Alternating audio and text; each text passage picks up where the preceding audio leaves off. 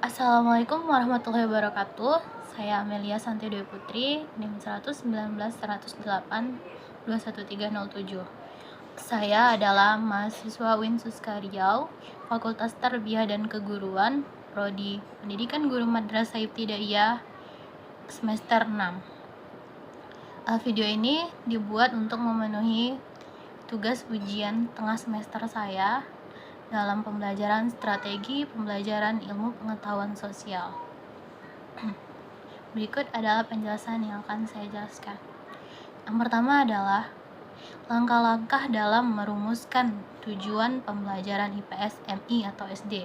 Yang pertama itu, dalam merumuskan tujuan pembelajaran, kita harus memperhatikan yaitu audiens. Audiens itu adalah siswanya, di mana kita dalam merumuskan tujuan pembelajaran harus memperhatikan siapa yang akan kita ajar, bagaimana orang yang akan kita ajar, seperti apa tingkah lakunya, dan seperti apa kepribadiannya. Karena dalam merumuskan tujuan pembelajaran, kita harus menjadikan siswa sebagai pusat dalam tujuan pembelajaran tersebut. Yang kedua adalah behavior. Behavior di sini adalah tingkah laku siswanya, tingkah laku atau aktivitas siswa, di mana dalam pembelajaran pasti ada yang namanya aktivitas siswa. Aktivitas siswa di sini bisa saja seperti menelaah, memahami, menerapkan, dan mendemonstrasikan. Yang ketiga adalah condition. Condition ini maksudnya adalah keadaan siswa. Keadaan siswa di sini adalah di mana keadaan siswa itu baik sebelum maupun sesudah pembelajaran itu dilakukan. Kita dalam merumuskan tujuan pembelajaran juga harus memperhatikan sebelum tujuan pembelajaran ini dibuat seperti apa sih kondisi siswa kita ini, dan setelah pembelajaran ini dilakukan seperti apa sih kondisi siswa kita ini, apakah menjadi lebih baik atau tidak lebih baik, atau stuck, tidak ada perubahan sama sekali. Yang keempat adalah degree. Degree ini adalah perbandingan. Perbandingan ini hampir mirip dengan tingkah laku. Namun perbandingan sini maksudnya adalah kita membandingkan tingkah laku siswa atau perubahan cara belajar siswanya dalam pembelajaran kita setelah kita lakukan atau kita rumuskan tujuan pembelajaran ini. Dan tingkat degree ini berbeda-beda tergantung dari bobot materi yang akan kita ajarkan, dan seperti apa keinginan kita supaya siswa ini memahami pembelajaran itu, atau seberapa besar siswa itu memahami pembelajaran itu, atau seberapa banyak perubahan tingkah laku yang dilakukan oleh siswa setelah tujuan pembelajaran yang kita lakukan atau kita tulis. Yang kedua adalah langkah-langkah dalam pengembangan materi pembelajaran. Yang pertama adalah diawali dulu dengan yang mudah, baru menjadi yang sulit. Seperti memahami materi yang konkret dulu, baru memahami materi yang abstrak. Yang kedua adalah melakukan repetisi agar pemahaman itu menjadi lebih kuat. Yang ketiga adalah adanya feedback positif dari pengembangan yang telah dilakukan. Yang keempat, kita bisa menimbulkan semangat belajar yang kuat, di mana semangat belajar yang kuat ini menjadi kunci kesuksesan dalam tujuan pembelajaran. Yang kelima adalah dilakukan secara bertahap. Maksudnya di sini adalah dalam melakukan pengembangan pembelajaran itu kita lakukan secara bertahap, di mana dianalogikan seperti menapaki anak tangga, di mana itu dilakukan selangkah demi selangkah agar pengembangan itu tidak langsung blok semuanya, di mana yang langsung semuanya itu biasanya tidaklah menjadi baik hasilnya.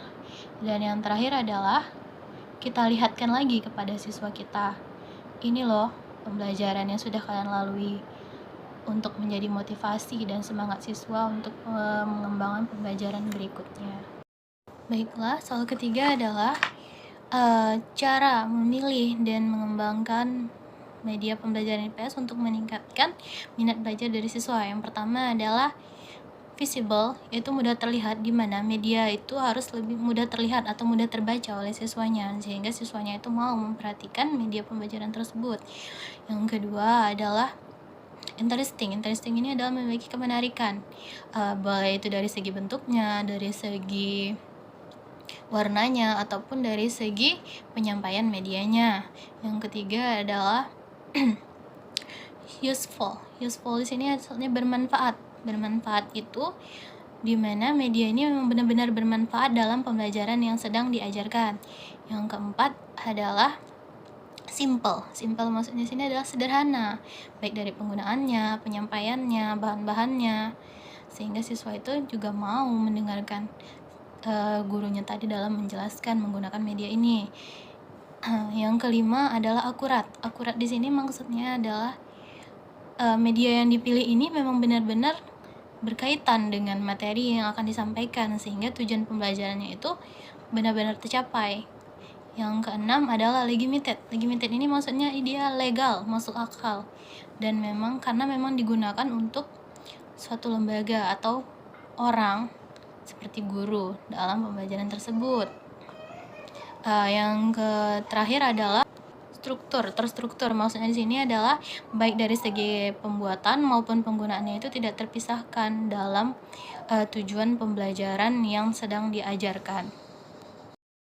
Yang keempat adalah bagaimana cara guru untuk menciptakan suasana belajar yang aktif, kreatif, inovatif, efisien, efektif, dan menyenangkan. Yang pertama adalah kenali sifat siswanya, di mana guru itu harus tahu dulu seperti apa sih orang yang akan diajarnya ini, bagaimana kepribadiannya, dan bagaimana dia dalam belajar. Yang kedua adalah kenali secara perorangan. Maksudnya di sini adalah anak-anak yang berasal dari keluarga yang bervariasi atau yang berbeda itu biasanya memiliki kemampuan belajar yang berbeda pula. Yang ketiga adalah manfaatkan sifat pengorganisasiannya dalam pembelajaran, di mana anak ini biasanya dari kecil itu sudah terbiasa bermain itu secara berkelompok. Jadi dalam pembelajaran yang aktif kreatif ini tadi, kita harus memanfaatkan pembelajaran itu dengan secara berkelompok, di mana dalam pemberian atau penyelesaian tugas anak-anak ini dibagi dalam bentuk kelompok atau berpasangan. Yang keempat adalah kembangkan sifat berpikir kreatif, kritis, dan memecahkan masalahnya, dimana dengan cara sering melontarkan pertanyaan yang bersifat umum, yang dimana jawabannya itu tidak hanya satu. Yang kelima adalah gunakan lingkungan sekitarnya itu sebagai tempat atau media pembelajaran, dimana maksudnya di sini adalah dalam pembelajaran kita mengaitkan pembelajaran yang kita ajarkan itu dengan lingkungan sekitar kita. Yang keenam adalah menciptakan ruangan kelas yang menarik, dimana kita bisa saja menyuruh siswa kita untuk membuat kreativitas atau kerajinan tangan, yang nanti kerajinan tangannya ini atau kreativitasnya itu bisa ditempel di kelas. Lalu selanjutnya adalah memberikan umpan balik kepada siswanya. Maksudnya di sini adalah misalnya siswanya menjawab, kita kasih A+, misalnya siswa melakukan kesalahan, dalam penjawaban kita tetap berikan A+, namun kita kasih pelurusan sedikit, tapi dengan bahasa yang sopan dan santun. Lalu yang terakhir adalah dalam kelas yang atau suasana pembelajaran yang ICAM ini, biasanya kita itu lebih mengutamakan keaktifan mental, dimana maksudnya itu siswa itu berani bertanya, berani menjawab, berani menyanggah atau mempertanyakan sesuatu isu atau hal-hal yang sedang dibahas sekarang, namun tidak lepas dari konteks pembelajaran yang sedang dibahas. Yang kelima adalah bagaimana cara guru untuk mengelola kelas yang cenderung bermain dan tidak akur satu sama lain. Pertama adalah ciptakan model pembelajarannya itu yang bervariasi, jadi tidak itu saja, karena biasanya siswanya itu yang suka ribut tuh biasanya bosan. Jadi karena dia tadi bosan, dia mengganggu temannya, jadi dia tidak akur lah satu sama lain. Yang kedua adalah buat peraturan yang jelas dan harus ditaati. Jadi kita tuh bikin kesepakatan yang jelas dengan kelasnya itu yang disepakati oleh kelas. Jadi jika ada yang melanggar harus mendapat hukuman. Yang ketiga adalah tegur siswanya itu dengan bahasa yang baik, tidak harus menaikkan nada, karena biasanya siswa yang mendapatkan nada tinggi itu dia akan menaikkan nada tinggi juga kepada gurunya. Jadi bisa saja dengan datangi langsung, tepuk bahunya, atau pandang dia, dan pandang juga siswa yang lainnya.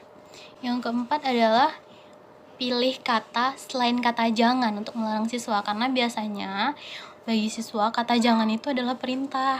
Jadi pilihlah kata yang lain, misalnya sebaiknya gitu. Yang kelima adalah berhenti memberi label pada siswa.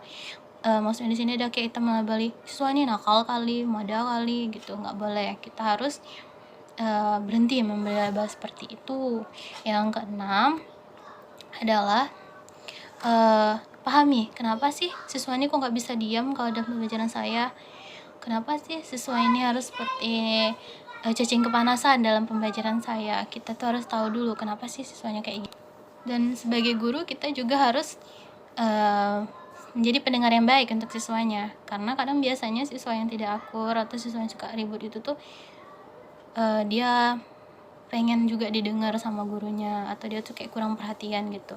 Yang kedelapan adalah jika siswanya masih juga nakal, maka kita harus memberikan hukuman. Namun hukumannya ini harus positif dan juga memberikan efek jerah kepada siswanya. Terus yang kesembilan adalah kita harus mengkomunikasikannya dulu kepada orang tuanya. Kenapa sih anak ini nggak bisa diam? Kenapa sih anak ini main-main terus kerjanya? Kenapa anak ini nggak bisa akur dengan temannya yang lain? Kita tanyakan dulu kepada orang tuanya. Mungkin di dalam keluarganya dia punya permasalahan keluarga. Lalu cara paling ampuh sebagai guru, kita ya harus sabar sebagai guru. Gak boleh langsung marah-marah terus, karena nanti akan membuat siswa itu bosan atau tidak mau belajar dengan kita. Baik, sekian penjelasan dari saya. Wabillahi taufiq wal hidayah. Assalamualaikum warahmatullahi wabarakatuh.